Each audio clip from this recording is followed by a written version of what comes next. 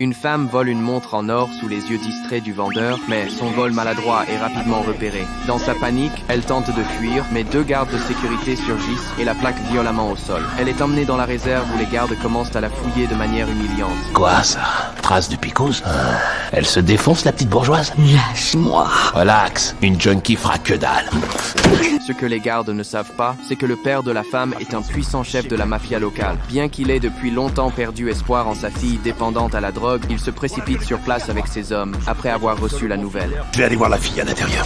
Et pas les pattes, on touche pas. On s'en charge. Si vous restez là, je vais devoir appeler des renforts, alors montrez-vous un peu raisonnable. Je le ferais si j'étais vous. Mes renforts à moi sont déjà là.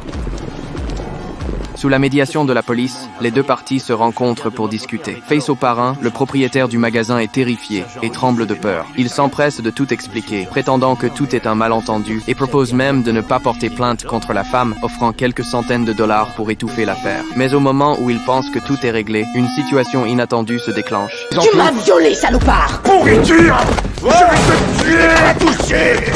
Calme-toi! Lâchez-le, Johnson!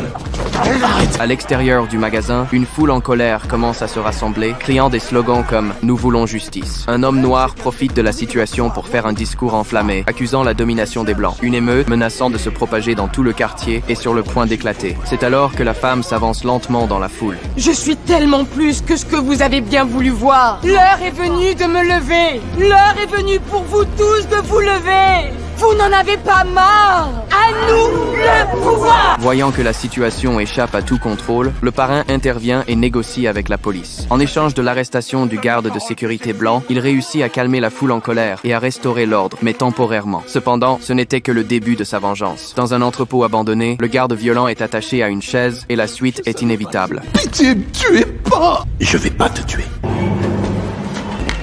Dis bonjour à Buster, le marteau pilon.